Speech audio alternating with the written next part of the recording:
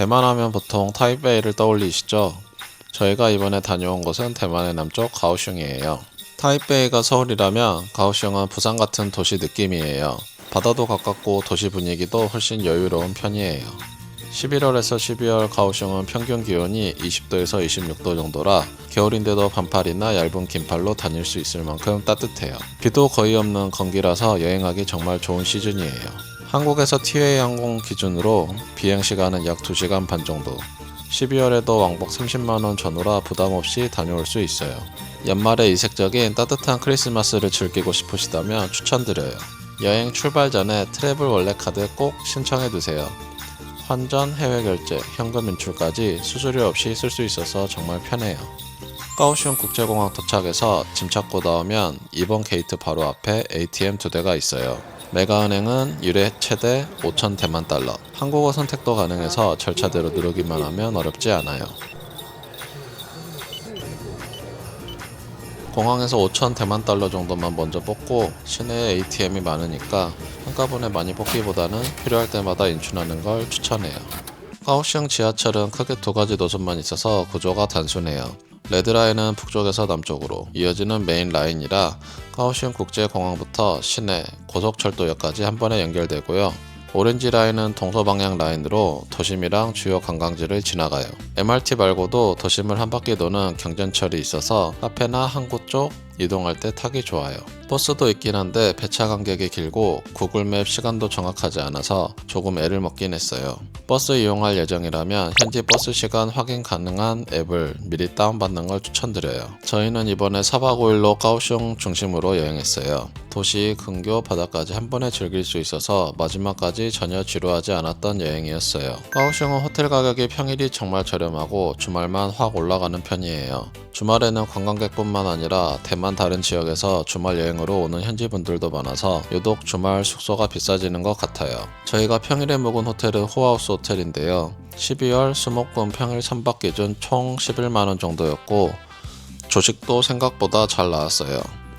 바로 옆이 리우허 야시장이고 미려도역까지 도보 8분이라 위치도 정말 좋아서 추천드려요. 토요일 하루는 슬리핑 디자인 호텔에 묵었는데 조식 없이 1박에 약 9만원 정도였어요.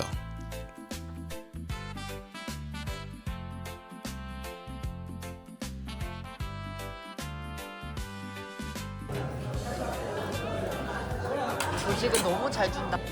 여기서 딸기잼에서 먹으면 맛있어요. 이제부터 정식적으로 대만 볼거리 먹을거리 소개할게요. 가오슝을 상징하는 공간 중 하나가 바로 도무브 라이트예요. 이곳은 단순한 지하철역 장식이 아니라 이탈리아 예술가 나르시수스 카글리아타가 제작한 대형 스테인드 글라스 예술 작품인데요. 약 4,500장 이상의 유리로 만들어졌고 빛, 탄생, 성장, 파괴, 구원이라는 인간 삶의 서사를 하나의 원형 공간 안에 담아냈어요. 이 작품은 완공 당시 세계 최대 규모의 스테인드 글라스 공공예술 작품으로 기록됐고 국제적으로도 가오슝을 대표하는 도시 예술 사례로 많이 소개돼요. 그리고 도무브 라이트는 정해진 시간마다 라이트쇼도 진행돼요. 미리 시간표 확인하고 라이트쇼까지 보고 가시는 걸 추천해요. 쥔 트위쿠 반 티웨이는 기내식이 따로 없어서 체크인 하자마자 저희는 바로 식당 안으로 달려갔어요. 오늘 먹은 메뉴는 대만식 트위쿠이반. 한국식으로 말하면 족발 덮밥 같은 느낌인데 돼지 다리살을 간장 베이스로 푹 졸여서 밥 위에 올려줘서 껍질은 쫀득하고 살은 정말 부드러워요. 현지 리뷰를 보면 고기가 잡내 없이 깔끔하고 양념이 과하지 않아서 매일 먹기 좋다는 평가가 많아요. 그리고 여기서 같이 많이 시키는 메뉴가 계란찜 덮밥이에요. 부드러운 계란찜 위에 고기 소스가 살짝 올라가서 트위쿠반이 조금 묵직하게 느껴질 때 같이 먹으면 밸런스가 정말 좋아요. 한 그릇에 반찬까지 같이 나오는 구성이라 둘이서 메뉴 2개 시키면 배부르게 딱 맞는 조합이었어요. 치진섬은 가오슝 시내에서 배만 타면 바로 갈 수 있는 작은 섬이에요. 구산 페리에서 페리를 타면 되고 MRT를 타고 구산 페리역에 내리고 5에서 8분 정도 도보하면 선착장이 바로 나와요. 배는 수시로 운항하고 소요시간은 약 5분, 요금은 편도 30대만 달러 정도라 정말 부담 없어요. 이지카드로 바로 결제도 가능해요.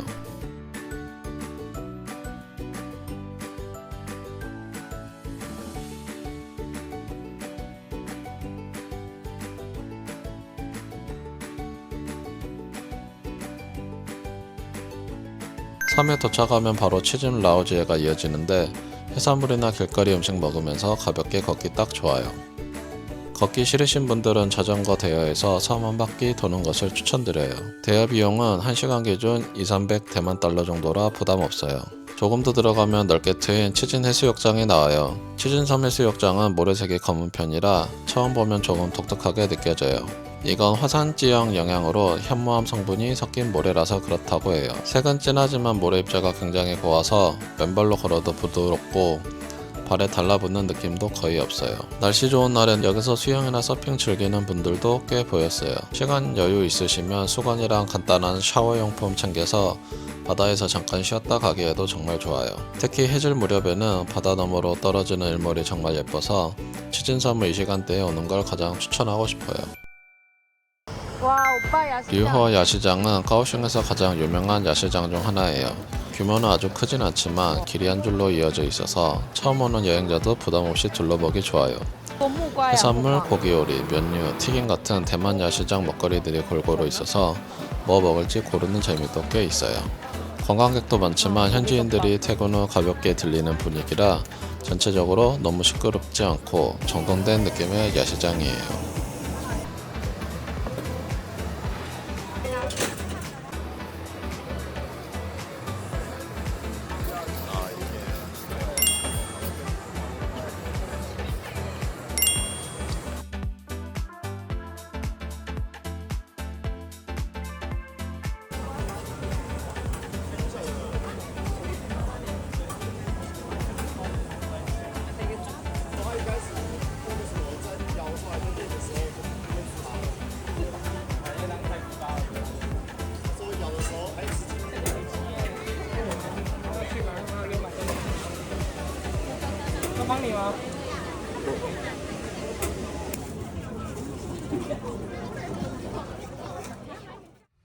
타이난 당일치기.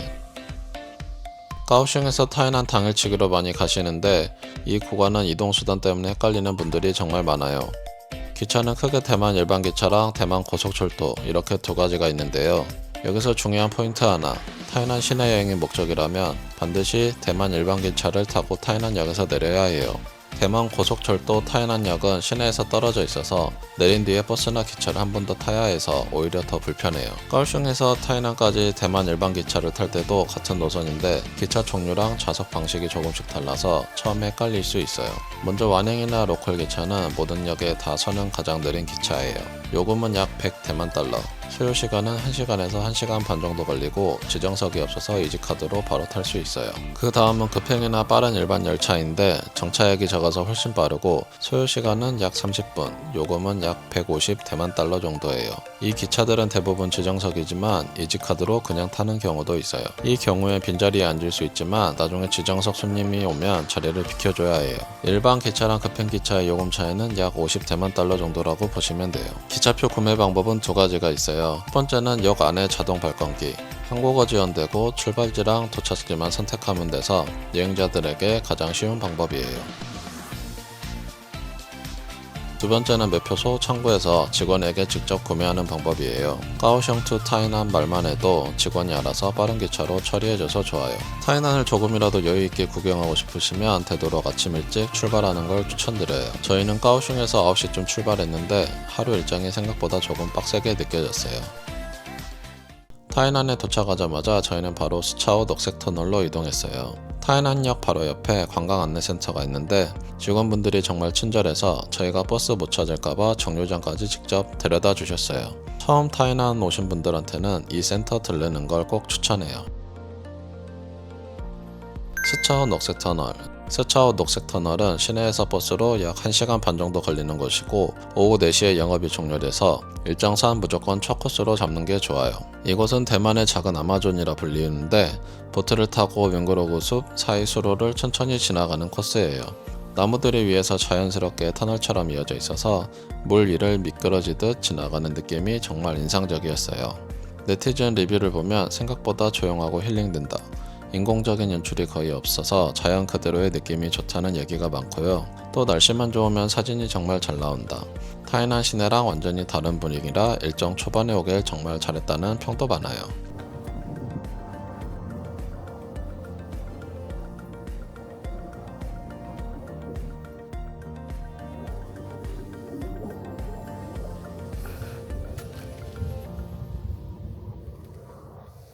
안평고성. 1624년 네덜란드가 대만에 들어오면서 이곳 안평에 젤란디아 요새를 건설했고, 여기는 당시 네덜란드가 대만을 통치하던 행정과 무역의 중심지 역할을 했어요.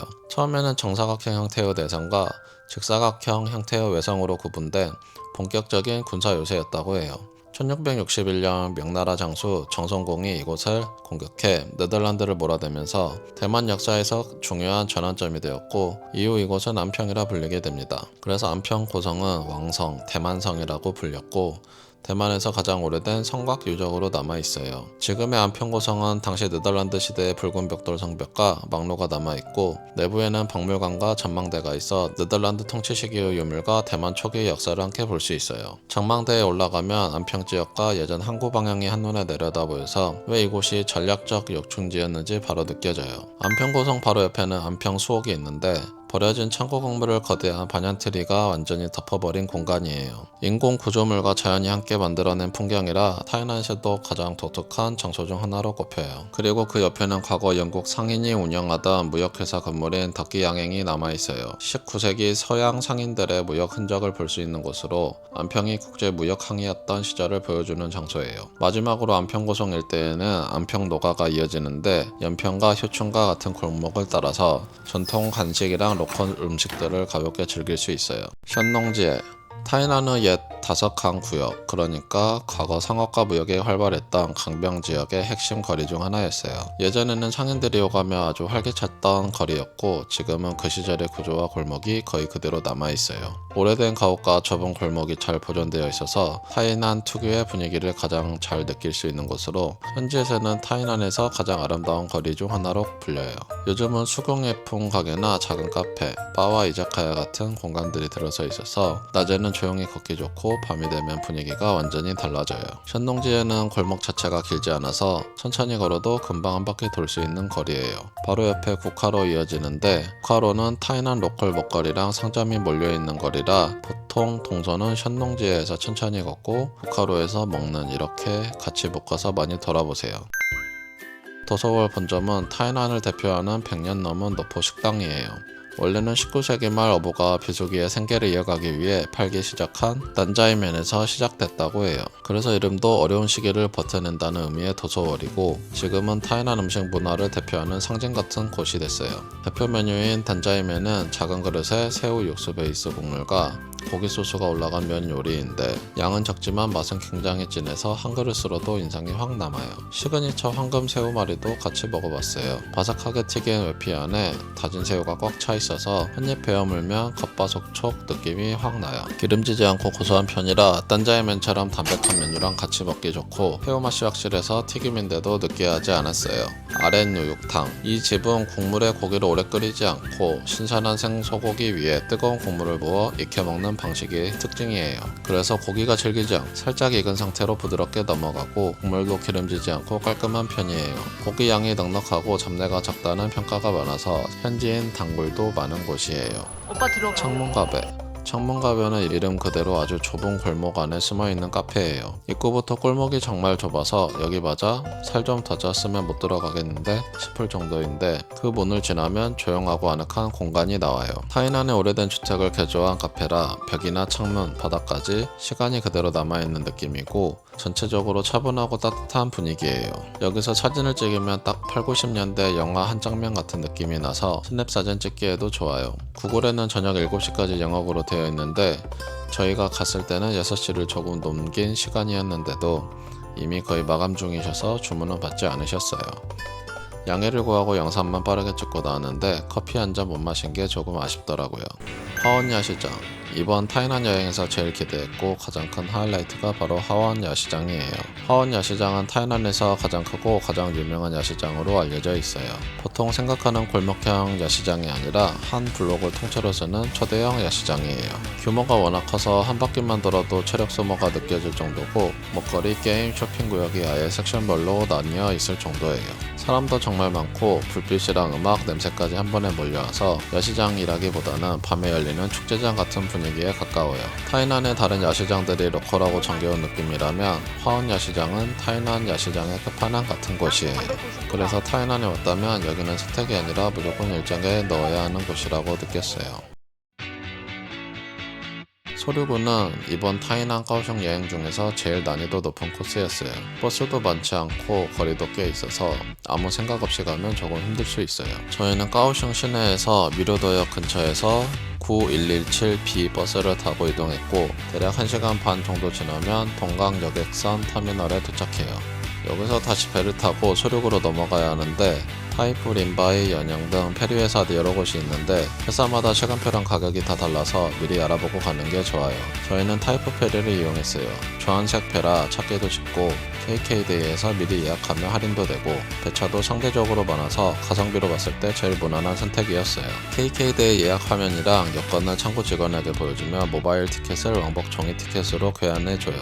그리고 티켓 창구 옆에 간단히 작성하는 테이블이 있는데 거기서 스쿠터 대여 할인 쿠폰도 발견해서 알뜰하게 챙겼습니다. 시간 여유 있으시면 터미널 바로 옆에 있는 동강수산시장에서 식사하고 배 타는 것도 꽤 괜찮은 선택이에요. 동강항에서 소류구까지 배를 타면 약 2-30분 정도 소요돼요. 소류구의 가장 유명한 이유는 거북이를 정말 가까이에서 볼 수 있다는 거예요. 소류구에서 거북이가 많은 이유는 이 주변 바다가 수심이 얕고 파도도 잔잔한 데다 거북이 먹이인 해초가 풍부해서 연중 서식하기 좋은 환경이기 때문이에요. 그래서 스노클링만 해도 생각보다 높은 확률로 거북이를 만날 수 있어요.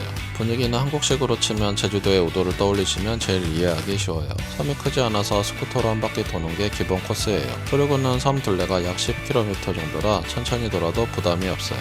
스노클링 체험은 가게마다 조금씩 다른데 대부분 한국 픽업 여부에 따라 가격이 달라져요. 거북이 체험만 하고 바로 떠나는 분들은 픽업이 포함되고 시설이 깔끔한 대중부점을 많이 이용해요. 한국인 이용객이 많고 대신 다른 곳보다 100에서 200대만 달러 정도 비싼 편이에요. 섬 전체를 스쿠터로 돌면서 스노클링도 할 분들은 픽업 없이 스쿠터를 직접 빌리고 체험 시간 20분 전까지 가게로 이동하면 돼요. 저희는 스쿠터 드라이브, 스노클링 일정이라 베어 다이빙에서 체험했어요. 도착하자마자 스쿠터부터 빌려야 하는데 가게가 너무 많아서 오히려 처음 오면 선택이 더 어려워요. 저희는 할인권에 적힌 가게로 바로 갔어요. 대만 스쿠터는 엔진 스쿠터랑 전동 스쿠터가 있는데 엔진은 국제 면허가 필요해서 저희는 전동 스쿠터를 빌렸어요. 당일치기라면 12시간 대여면 충분하고 배터리 하나로 섬을 2-3바퀴 정도 돌 수 있어요. 예비 배터리도 같이 챙겨줘요. 카메라는 보관함에 넣어두는 바람에 스노클링 장면을 영상으로 담지 못해서 아쉬워요. 스노클링 가게에서는 의상, 신발, 마스크 전부 대여해주고 한 타임에 6명에서 10명 정도가 함께 움직여요. 샤워실이랑 물품 보관함도 있어서 수건이랑 세면도구는 꼭 챙기셔야 해요. 모든 팀원이 환복을 마치면 가이드 한 명이 스쿠터 앞에서 길을 안내하고 저희는 뒤에서 스쿠터로 따라가기만 하면 돼요. 스노클링 포인트에 도착하면 2명씩 한 팀으로 다니고 팁을 하나씩 나눠준 뒤 기본적인 스노클링 방법을 영어로 간단히 설명해줘요. 물을 무서워하는 사람도 할 수 있을 정도라 맥주병인 제 여자친구도 무리 없이 체험했어요. 가이드는 처음에 얕은 곳에서 자극 시간을 조금 주고 곧바로 깊은 바다 쪽으로 이동해요. 물이 정말 맑아서 아래 바다까지 훤히 보일 정도였어요. 제 몸만큼 큰 거북이가 제 다리 위치를 그냥 쓱 지나가는데 너무 잘 보여서 진짜 신기했어요. 여자친구 썰을 풀자면 물 무서워하는 사람이 처음으로 이렇게 깊은 바다를 내려다보면서 처음엔 죽음에 대한 공포를 느꼈다가 바로 생명에 대한 감동이 오고 인간은 자연 앞에서 정말 아무것도 아니구나 라는 큰 깨달음을 얻었다고 하네요. 장점 하나 더, 체험 중에 물속 사진도 찍어줘서 끝나고 알려준 경로로 파일을 무료로 전달해줘요. 사진 필요 없고 장비 있는 분들은 포인트만 알고 개별로 들어가도 가능해요. 여기 스노클링 포인트는 전부 무료 개방 해변이에요. 단 주의할 점 하나 있어요. 대만에서는 거북이를 절대 만지면 안 됩니다. 거북이는 보호종이라 만질 경우 최대 30만 대만 달러 벌금이 부과돼요. 그래서 가까이서 보더라도 보기만 하고 거리는 꼭 지켜야 해요.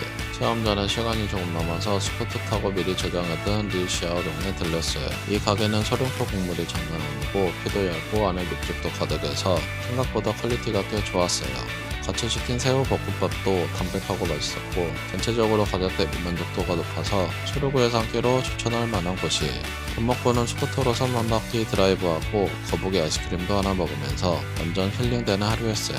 배를 타고 다시 동강 여객선 터미널로 돌아왔어요. 시내로 돌아가는 방법은 버스랑 택시 두 가지가 있는데요. 버스는 대기 시간이 길어서 거의 1시간 반 정도 기다려야 했고 요금은 약 100대만 달러였어요.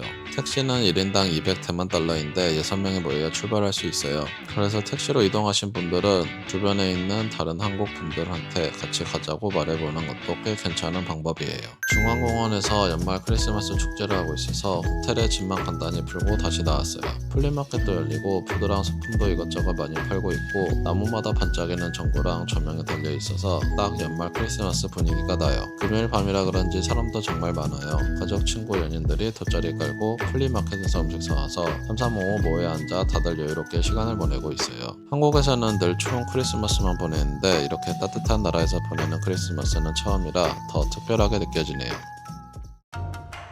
영호탑. 영호탑은 까오슝 연지담에 위치한 가장 상징적인 전통 건축물이자 관광 명소예요. 탑의 이름 그대로 용탑과 호랑이탑 두 개가 서 있어요. 중국 전통 사상에서 용은 기란과 권위, 호랑이는 용기와 애군 제거를 상징해요. 그래서 이곳에는 꼭 지켜야 하는 관람 순서가 있는데 용의 입으로 들어가서 호랑이 입으로 나오는 게 정석이에요. 나쁜 기운을 몰아내고 좋은 기운을 받아간다는 의미가 있어서 현지 사람들도 이 순서를 굉장히 중요하게 생각해요. 탑 안쪽 통로 벽면에는 불교, 도교, 신화, 선악과 업보, 사후세계 같은 이야기가 그림으로 표현되어 있어서 천천히 보면서 걸어 나오는 재미가 있어요.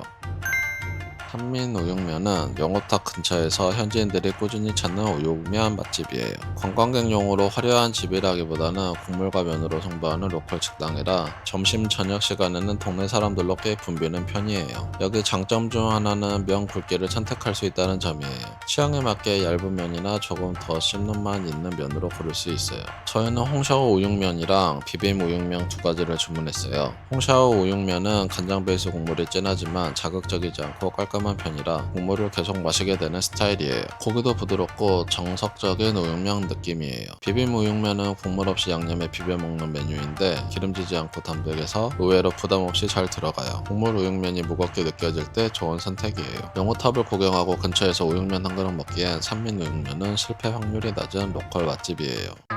부리치가는 까오슝에서 타로 케이크로 가장 유명한 디저트 가게예요. 대표 메뉴인 타로 케이크는 크림보다 타로 함량이 높아서 타로 특유의 고소하고 담백한 맛이 확실하고 과하게 달지 않아서 디저트로서 부담이 적은 편이에요. 그래서 현지 리뷰에서도 타로 맛이 진짜다, 선물용으로 실패 없다는 평가가 많아요. 여기 또 좋은 점 하나는 위치예요. 미려도역 근처에 있어서 지하철역 갈아타는 김에 들르기 좋고 야시장이나 시내 일정 전후로 동선에 넣기 아주 편해요. 남펑 루로우파는 까오슝 자창 야시장에서 로컬들이 많이 찾는 루로우판 맛집이에요. 메뉴가 복잡하지 않고 회전이 빨라서 야시장 구경하다 가볍게 함께하기 좋아요. 저는 여기서 루로우판이랑 후가봉을 먹었어요. 루로우판은 돼지고기를 통으로 한 덩어리 올려주는 타입이라 비주얼부터 든든해요. 고기가 부드럽고 간장은 너무 달지 않아서 느끼하지 않고 밥이랑 잘 맞는 편이었어요. 쿠가봉은 여주 특유의 쓴맛이 강하지 않고 속에 고기까지 들어있어서 오히려 고소하고 부드러운 반찬 느낌이에요. 루로우판이랑 같이 먹으면 밥이 더 잘 들어가요.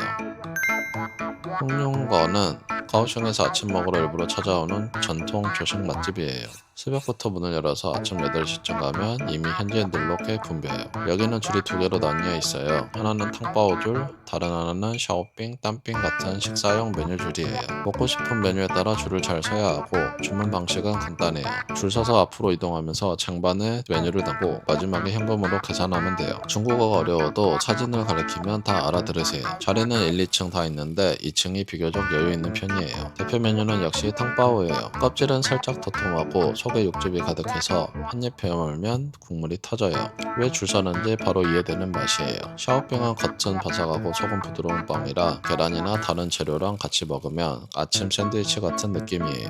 라오지앙 홍차 뉴나이, 까오슝에서 홍차 우유로 유명한 로컬 체인인데 저희는 땀빙 홍차 우유 누가 크래커를 먹어봤어요. 전체적으로 맛은 무난한 편이에요. 일부러 찾아올 정도는 아니고 지나가다 가볍게 들리기 좋은 정도라고 느꼈어요. 바로 옆에 리우허 야시장이 있어서 동선상 들리기엔 꽤 괜찮은 위치예요. 홍차 우유는 달지 않고 차향이 은은해서 부담 없이 마시기 좋았고 땀빙도 자극적이지 않은 평범한 로컬 아침 맛이었어요. 의외로 괜찮았던 건 누가 크래커였어요. 달콤한 누가랑 짭짤한 크래커 조합이라 단짠 밸런스가 좋고 질리지 않는 간식 타입이에요. 와 대박까지는 아니지만 누구나 무난하게 좋아할 맛이에요. 마침 10개 사면 1개 증정 이벤트를 하고 있어서 저희는 10개 구매해서 회사랑 가족 선물용으로 챙겼어요. 시즈마는 카오슝에서 가장 유명한 일몰 명소 중 하나예요. 현지인들 사이에서도 해질 때 가면 분위기가 완전히 달라지는 곳으로 알려져 있어요. 이곳은 단순한 해변이 아니라 카오슝의 옛 이름인 다카오 시절부터 외국과 교류하던 항구 지역이에요. 바로 근처에 있는 다카오 영국 연사관은 19세기 말 영국이 세운 건물로 카오슝이 국제 항구 도시로 성장하던 역사를 그대로 보여주는 장소예요. 그래서 시즈마 일대는 바다 풍경의 역사적인 분위기까지 더해진 곳이에요. 해가 지기 시작하면 하늘이 천천히 주황빛 분홍빛으로 물들고 바다 위로 해가 떨어지는 장면이 정말 차분하고 인상적이에요. 관광객도 많지만 현지 커플이나 가족들이 조용히 앉아서 일몰을 바라보는 모습도 많이 볼 수 있어서 전체적으로 시끄럽기보다는 여유로운 분위기가 강해요.